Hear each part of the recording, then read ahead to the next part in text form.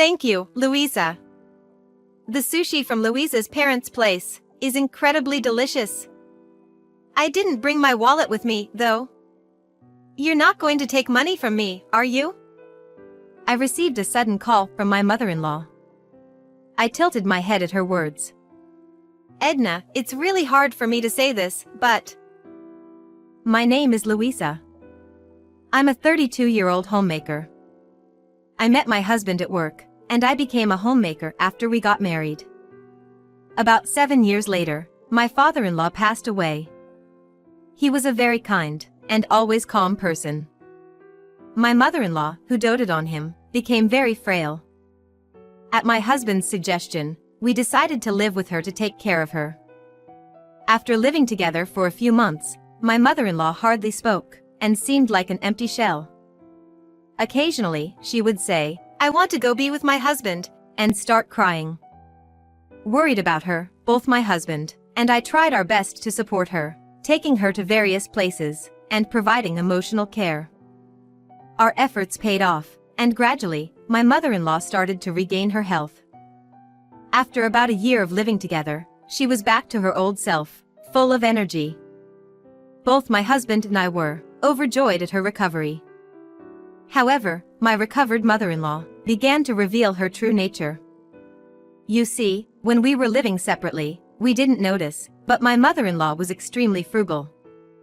Having a sense of saving money is a good thing, but her frugality went to extremes. She would reuse bathwater for about 3 days, and she wouldn't flush the toilet until it was full, and so on. While I thought her frugality was a bit extreme, it wasn't beyond what I could tolerate, so I went along with it. The problem was her behavior outside the house.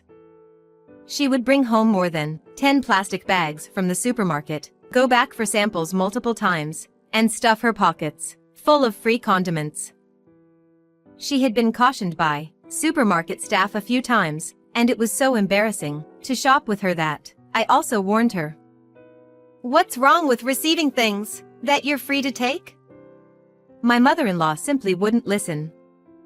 Besides, you can't use that many condiments, and it doesn't save much money. Even the plastic bags from the supermarket have "take only what you need" written on them. Nevertheless, my mother-in-law showed no remorse and proudly proclaimed how good she was at saving money to everyone around her. It seemed that my mother-in-law was putting a lot of emphasis on how much she benefited. For her, other people's inconvenience didn't matter. As long as she gained something, it was all right. I had worked at a supermarket during my student days, and I had been troubled by people like my mother-in-law, who took supplies without hesitation. Supplies can add up unexpectedly, and many places are just barely managing financially. So, in those small details, if the store suffered a loss, it could easily go into the red.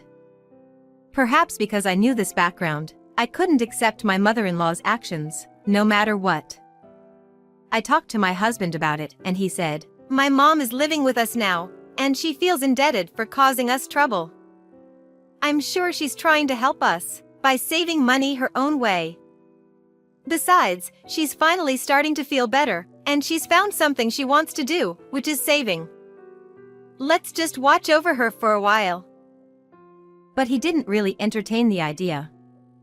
Indeed, what my mother-in-law was doing didn't amount to crime like shoplifting, as my husband pointed out.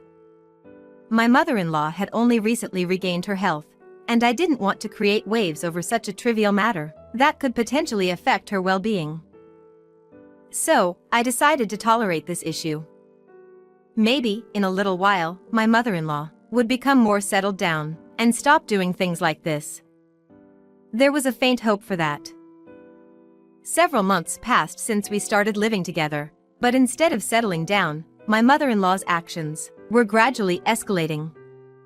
Living together, I came to realize that my mother-in-law had a blunt and assertive personality, and she was very strong-willed. She also loved gossip and engaged in chit-chat with neighbors every day. My mother-in-law had no sense of restraint, and no matter how invasive the topic, she would boldly intrude into it without hesitation.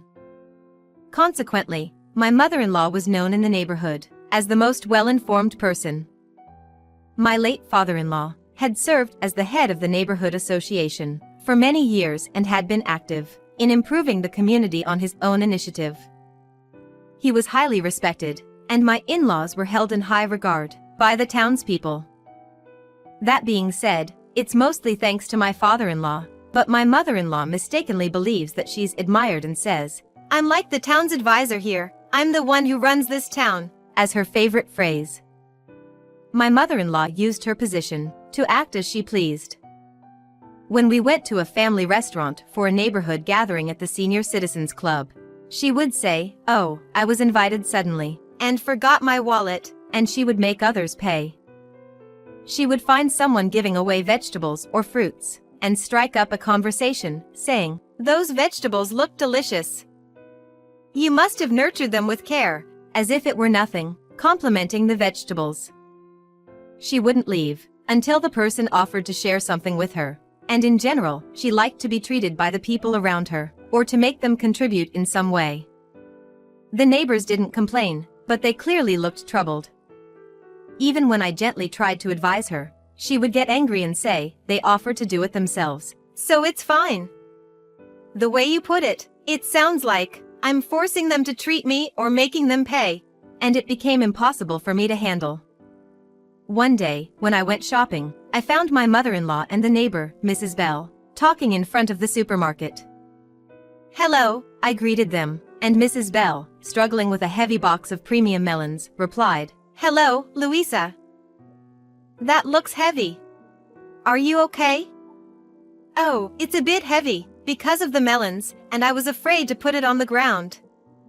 Seeing Mrs. Bell's relieved expression, I realized that my mother-in-law had her eye on those melons, expecting them to be shared. Our conversation has gone on for a while. It's hot today, and it's best to stop standing around and chatting. We wouldn't want the melons to spoil, right? I can help carry them to the car, I said, forcefully ending the conversation and leaving my mother-in-law behind as she planned to continue shopping. I helped carry the melons to the car. "Thank you for your help, Louisa," Mrs. Bell said, as we carried the melons. "No, it's more like my mother-in-law should apologize. Judging from her behavior, she was indirectly asking you to share those melons, right?" When I asked this, Mrs. Bell awkwardly nodded. "That's right. I had told her that I planned to send these to my son and his wife, so I couldn't share them as usual. But she kept insisting that I should taste them before sending them, and that she had never seen this variety before, so she didn't know how they tasted. She clearly wanted me to share them, and wouldn't let it go." Mrs. Bell looked exhausted as she spoke, and I felt sorry for her. "I'm sorry for the trouble my mother-in-law causes all the time." When I apologized, Mrs. Bell quickly shook her head. "You don't need to apologize, Louisa. You always try to stop her, right?" "Yes, but my mother-in-law never listens to me.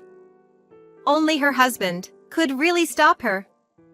When he was alive, he used to keep an eye on her, and she never did anything as unreasonable as she does now. She changed so much after he passed away." Indeed, I had never felt that my mother-in-law was stingy or unreasonable before we started living together. Losing her husband must be tough on her, and the neighbors all tried to endure it. But lately, it's become a bit too much, and it's almost unbearable. Mrs. Bell said this, lowering her gaze. I apologized to Mrs. Bell once again, promising to be more careful, and then went home. What my mother-in-law was doing was almost like extortion. While she didn't explicitly state it, the talk among Mrs. Bell and the other neighbors was that everyone was troubled by her behavior. It was not right to keep coddling her and letting her get away with inconveniencing others just because she was mourning for so long. I felt that I needed to do something about it. Thinking this, when I returned to my in-laws' house, it seemed my mother-in-law, who had arrived home before me, was waiting for me, fuming. "Hey, Louisa, what was that earlier? What do you mean by that?" I asked with wide eyes. "Interfering with what was going on, of course. We were about to receive a high-quality melon from Mrs. Bell, but because of your interference, we missed out on it. My mother-in-law, breathing heavily and fuming, left me flabbergasted.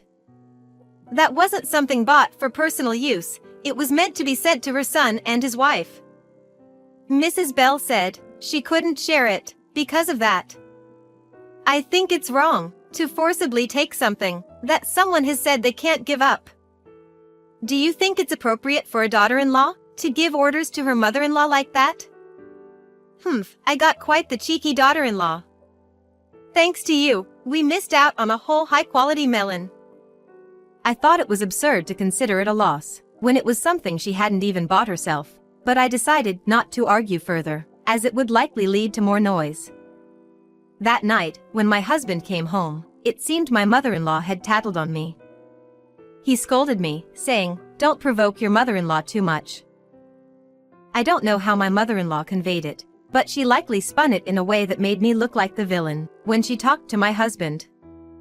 In my husband's mind, it seemed that I had refused the high-quality melon, which we were supposed to receive, as a favor from Mrs. Bell. She wanted that melon so badly, didn't she? You should have understood that, and you could have at least bought one melon yourself, my husband said, always taking his mother's side. I was running out of patience with him. Even if I bought melons with our money in the first place, it was clear that my mother-in-law would get angry, saying, "You're wasting money again." Caught between my husband and my mother-in-law, I was feeling really stressed. Amidst all that, there was some good news. My family's sushi restaurant had undergone a renovation and reopened. The old location had deteriorated, so they moved to a building in the city center. Originally, it was located quite far and required a car to reach, making it a hidden gem. However, after moving to the city center, it seemed that business had picked up. My mother-in-law didn't have a car, so she hadn't visited since the time she came with relatives for a visit. The decision to renovate was made a year ago, but I was somewhat afraid of my greedy mother-in-law finding out, so I kept the renovation a secret from both her and my husband. However, one day, at the supermarket, I ran into a mom friend who frequented my family's sushi restaurant, and we were talking about the restaurant's renovation party when my mother-in-law overheard. When we got home, my mother-in-law, as expected, bombarded me with questions. "Louisa, why didn't you tell me that your family's sushi restaurant had been renovated?" "I'm sorry, I didn't have the chance to. We're family, so we should be sharing that kind of information. There was a renovation party, right? It's strange that we weren't invited to such an important event, don't you think?" Faced with my mother-in-law's barrage of questions, all I could do was apologize. "I'm sorry. It was a small party where I invited acquaintances from my hometown." My response didn't seem to satisfy my mother-in-law, but she quickly smiled and said, "Well, that's okay. We'll be relying on them a lot from now on, so we'll have plenty of opportunities to go. It's so convenient that it's in a building near the next station." I had a bad feeling about her grinning like that, and my unpleasant premonition would soon prove to be spot on. One day, while I was doing household chores as usual, I received a sudden phone call from my mother-in-law. "Thank you for the meal, Louisa. The sushi from your family's place is incredibly delicious," she said on the phone, laughing cheerfully. "Huh, did you go to my parents' place to eat?" "Yes, with relatives." I was surprised that my mother-in-law of all people went out to eat. "If you had told me, I could have invited you too. That's why I'm calling now. Even though I told the restaurant staff we were family, they claim they don't know us at all. We thought it was a treat from Louisa's family, so we didn't bring our wallets. You won't charge us, right? So come over here quickly and explain the situation." My mother-in-law's voice was filled with irritation, but I glanced at the calendar nearby and furrowed my brows. "Today is the restaurant's regular day off. My family's place is closed today." "Are you sure you didn't mistake the restaurant?" There was a brief silence. Huh? That's not possible. It's in the building next to the station, right? The location is correct, but I remember there being another sushi restaurant in that building. When I mentioned the restaurant's name, my mother-in-law became furious. It's a completely different place. It's probably because you didn't properly communicate the name that I got confused. Even though she said that, I hadn't uttered a word about the restaurant's information. My mother-in-law misunderstood after prying into things. Furious, she said over the phone, You should take responsibility and come pay. but I had no obligation to go and pay. Aren't there relatives with you? Just have one of them pay, I suggested, and my mother-in-law became even more frantic. I told everyone, today you can eat for free, so dig in. Even though they asked me multiple times during the meal, are you sure it's okay to eat this much? I said it was fine.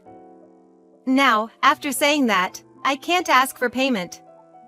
Even so, unless someone pays, it becomes a dine and dash.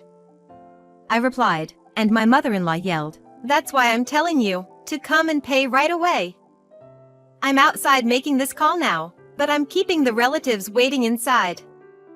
Hurry up and bring the money. Without hesitation, I replied to her words, I don't know anything about it. It's not my concern. You've always relied on others' wallets, and now the chickens have come home to roost.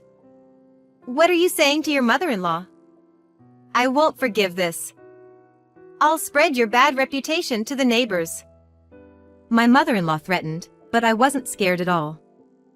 After the incident with Mrs. Bell, I had the opportunity to talk with various neighbors. They were all fed up with my mother-in-law's behavior, and the trust my father-in-law had built up had completely eroded. Our neighbors were actually supportive of my efforts to deal with my mother-in-law, so it was unlikely they would side with her, saying whatever she did. If you want to do that, go ahead. I won't come over to pay anyway, I said and hung up the phone. After that, my mother-in-law called me many times, but I continued to ignore her completely. Even in the evening, my mother-in-law didn't return home. During dinner with my husband, she was finally brought back by her relatives. When my mother-in-law returned, she seemed completely dejected. The sushi restaurant she mistakenly entered was even more upscale than my family's. Dining there normally costs no less than $400 per person. They ate as a large group, so the bill was nearly $8,000. To cover this cost, the relatives apparently went through a lot of trouble. Mom, what on earth have you done? After hearing the story, my husband finally scolded his mother. It's your fault, Louisa. You gave me the wrong restaurant name. To begin with, I didn't tell you anything about my family's restaurant. You probably heard it on your own and made a mistake. You haven't said anything about going to the restaurant. I retorted sharply, and my mother-in-law fell silent. Edna, you always say things like, I forgot my wallet, and make others pay, right? Everyone is fed up with your actions. Please learn from this and stop doing such things. When I said this, my husband, who had been quiet until now, spoke up. I've been lenient with you until now, but if you cause trouble to others, it's different. Reflect on your actions, and you have to take care of this expense yourself. My mother-in-law was quite dejected, even though my husband had been gentle until now. Even my husband, who had never listened to me before, said, I can't believe my mom would do something like this. I'm sorry for not listening earlier. We'll stop living with my mom, and I promise to change. Just don't divorce me, and he apologized. To be honest, I had thought my husband would take his mother's side, so it was surprising that he went this far. I loved my husband, so I gladly accepted his proposal. Afterward, we haven't stopped living with her after all. When I told the neighbors about the incident, all of them asked me not to move out. I thought maybe it's because they would miss having my mother-in-law's chaperone, but I also liked our friendly neighbors, and moving would incur expenses. My mother-in-law has become quite docile now, and considering the future, it seemed better to continue living together. In the end, my mother-in-law paid for the expensive sushi from the money my late father-in-law had left for emergencies. Due to this payment, she almost depleted the money left by my father-in-law, and my mother-in-law, who had adored him, became quite depressed. Her newfound stinginess seemed to stem from vague anxieties about the future. She had been a full-time homemaker, always relying on her beloved husband, and losing him must have made her very anxious. I too am frightened at the thought of suddenly losing my husband. In that sense, I can understand my mother-in-law's feelings. Moreover, my reformed mother-in-law decided to start working part-time to save up for her retirement home expenses, and she struggles every day with the unfamiliar labor. Inspired by her, I'm considering getting a job as well, but recently, I found out I'm pregnant. For now, I want to prioritize raising my child. As evidenced by this blessing of pregnancy, my relationship with my husband has improved significantly. While it has been challenging in various ways, ultimately, it deepened our family bonds and brought us closer to our neighbors, so maybe it wasn't such a bad experience after all.